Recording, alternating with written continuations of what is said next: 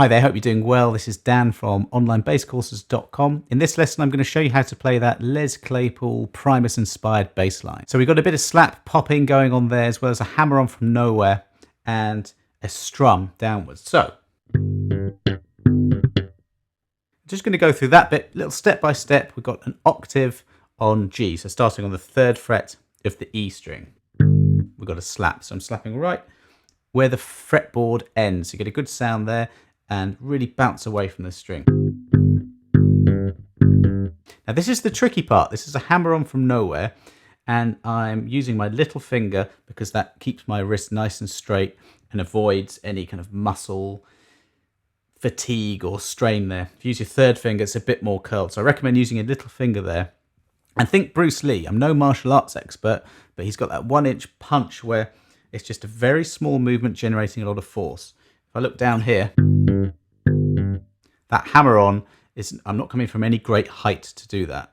And this is a very common technique in more advanced styles of slapping. You can generate some really cool and interesting rhythms doing this. It's a very worthwhile technique to learn.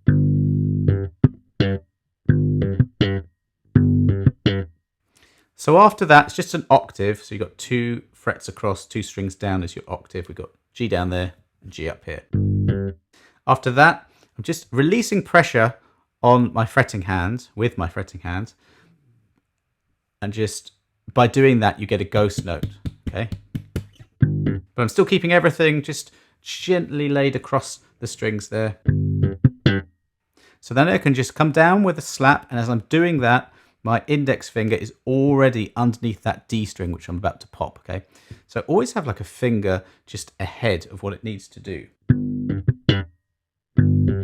It's just one movement down and one movement up when you do those ghost notes. Now I treat that as one section and just go through it really, really slowly. You can even just move that octave pattern around anywhere on the E and the A strings.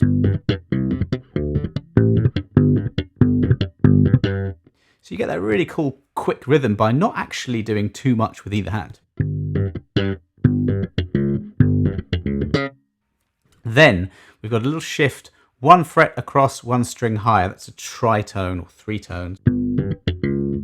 Gives you this really angular sound, and Les Claypool has written loads of sort of quite weird sounding bass lines. That's a good way of getting that. Just go 1 fret across, 1 string up. And it's almost the same, except we don't have the little slap in the middle. We've just got the first slap. This is on the 4th fret of the D string. You got that hammer on from nowhere on the octave, and then followed immediately by a pop. Now here, I'm fretting the D flat on the 4th fret of the A string, not on the fingertip, just a little bit further down, to then push the tip of that first finger onto the underside of the E string. And by doing so, you mute that E string. When you're slapping, your slapping hand, in my case, my right hand, is very busy just going up and down. I can't really mute with that. So if you find that strings are ringing out and sounding pretty horrible, then what you want to do is get a bit more fretting hand muting going on here. So the first finger is muting the E string. I'm actually backing that same first finger down so it touches the G string as well. Only got the note that's fretted ringing, and that's what you want.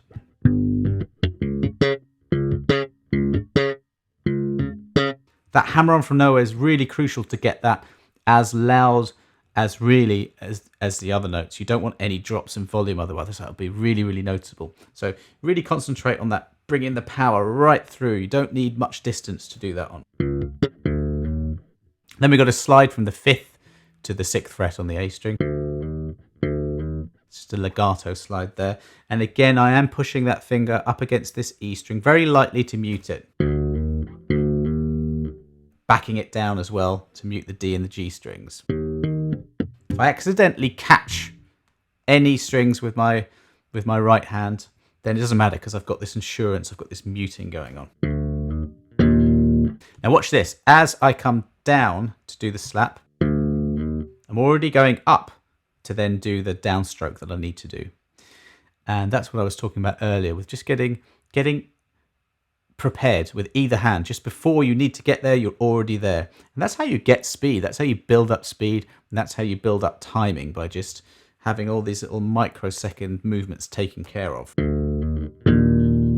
Now listen, if I didn't have any muting going on here, this is an E flat power chord. So I'm on the 6th fret of the A string, that's the E flat. 2 frets across, 1 string down, that's your 5th. Play them together, that's a power chord.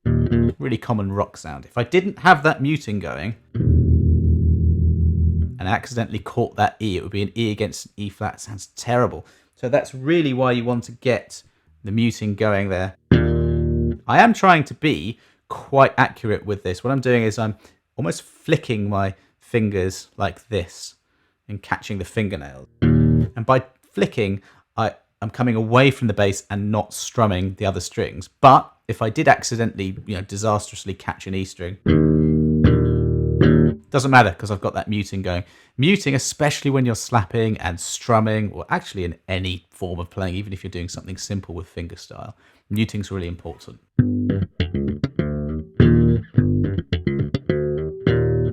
Anything you play, you want to get it bang in time and you want to get it clean. Otherwise, there's no real point. So that's why I'm talking about that a lot. Okay, so I hope you got something from that. This is incidentally an example from my book, 100 Funk Bass Grooves. So if you don't already have it, I'll put a link below where you can go and check that one out. But I hope you got something from this lesson. If you've got any comments, leave a comment below and I'll get back to you.